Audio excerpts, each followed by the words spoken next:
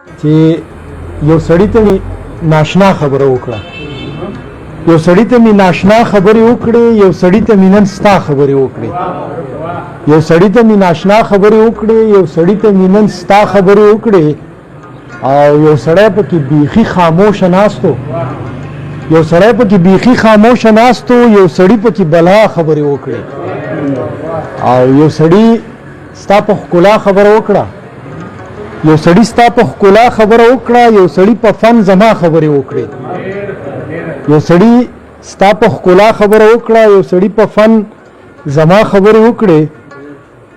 او شعر دی پکې چې د پښتون سره زیاتی دی په وطن کې، د پښتون سره زیاتی دی په وطن کې، یو سړی په ډاګه دا خبرې وکړې. د پښتون سره زیاتی دی په وطن کې، یو سړی په ډاګه دا خبرې وکړې. او د پښتون د اتفاق بحث شروع، د پښتون د اتفاق بحث شروع، مونږ هم سو د بابا خبرې وکړې. غزل وسایل صاحب ویم، خو د غزل نه مخکې د یو بل غزل څه شعرونه اجازه دي چې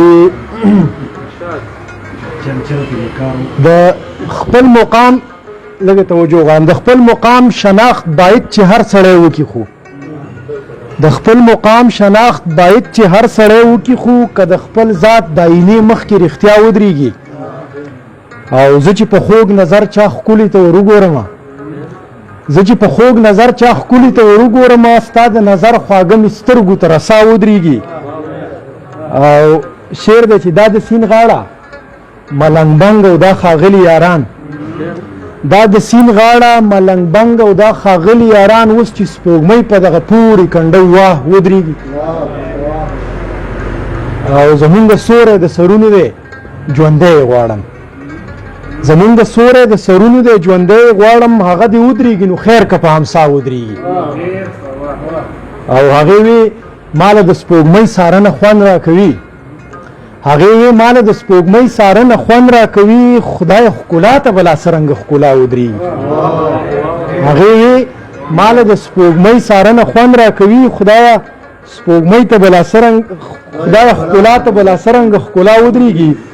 او زمونږ د امن راوستلو کوشش سا عجیبه، زمونږ د امن راوستلو کوشش سا عجیبه، ښه به روان شي خو په نیمه لار کې بیا ودرېږي. مننه. زمونږ د امن راوستلو کوشش سا عجیبه، ښه به روان شي خو په نیمه لار کې بیا ودرېږي. او چې هر یو در راپسې وګوري او نه یې منو، چې هر یو در راپسې وګوري او نه یې منو، د میخانې په دروازه کې شي غوغا ودرېږي. او شعر د عبید صاحب تړالی چې دلته د امن مخنیوي له بلا خلق شته دی، دلته د امن مخنیوي له بلا خلق شته دی، یا به څوک تور راشي او یا به څوک مولا ودرېږي. دلته د امن مخنیوي له بلا خلق شته دی، یا به څوک تور راشي او یا به څوک مولا ودرېږي. او شعر دی چې د ضمیر د سودا چرته کې هم ذکر وشي، چې د ضمیر د سودا چرته کې هم ذکر وشي، خدای زده چې ولي خو اکثر راته بابا ودرېږي.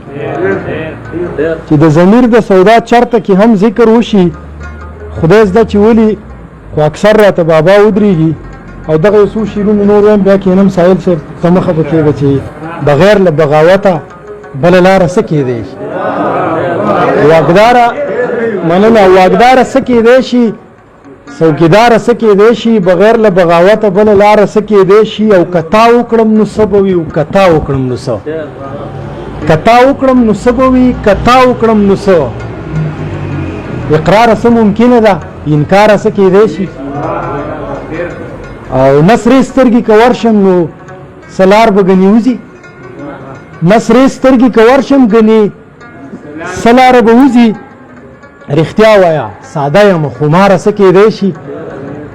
او هر څوک ډېر زړه ستړی په مات زړه به دې وکم، هر څوک ډېر زړه ستړی په مات زړه به دې وکم، خو دومره راته ووایې انتظاره څه کېدی شي.